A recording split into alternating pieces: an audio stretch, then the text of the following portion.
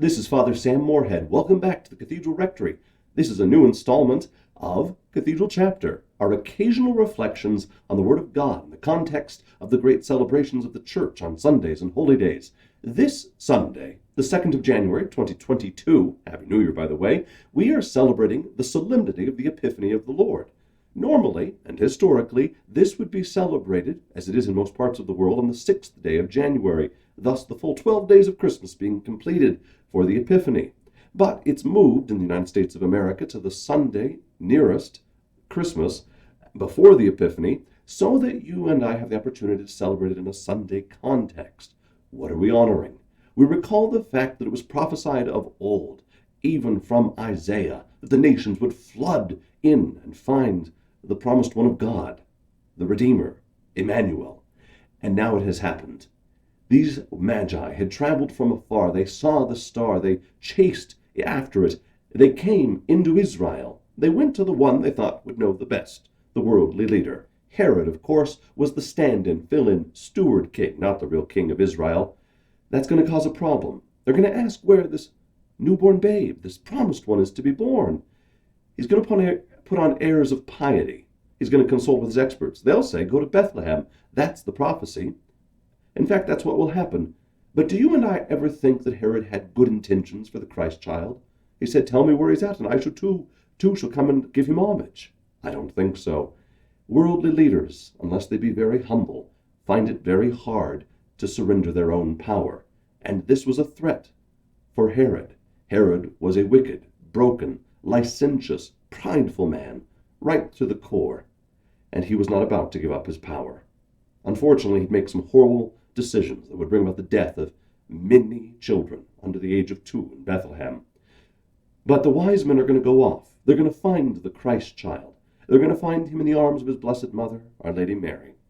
And they're going to present him with gifts, symbolic gifts, mystical gifts, gifts that you and I can still reflect on.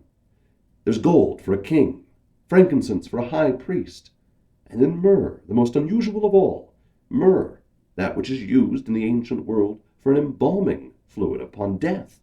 So this king, who's going to be a high priest, is a high priest, is also going to die.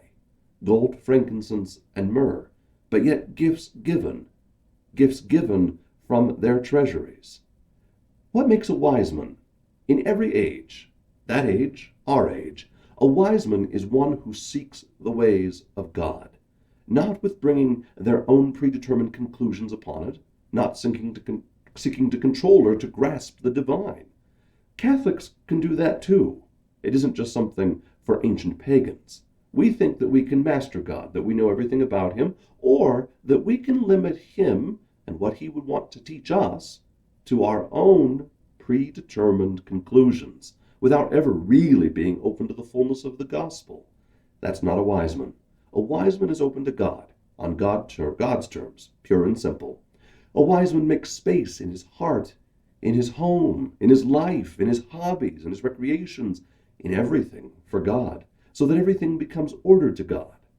And then a wise man knows that he or she has a duty to pay back to the divine for the goodness that God has given to us. So that means we put our treasures of thought, word, deed, intellect, will, creativity, everything that's in us, we put at God's disposal. And so you and I, this Epiphany, are called to make room for God, order our lives to him, and be generous back to him. But there's one thing more.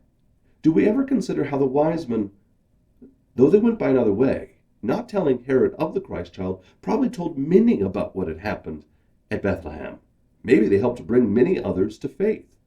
A true wise man is one who lets others know of the joy they have found in the journey, the joy of the journey to Christ, and the delight in him. I hope you and yours have a great Christmas seasonal week this week as we keep living out of the joys of the Incarnation. God be with you and bless you.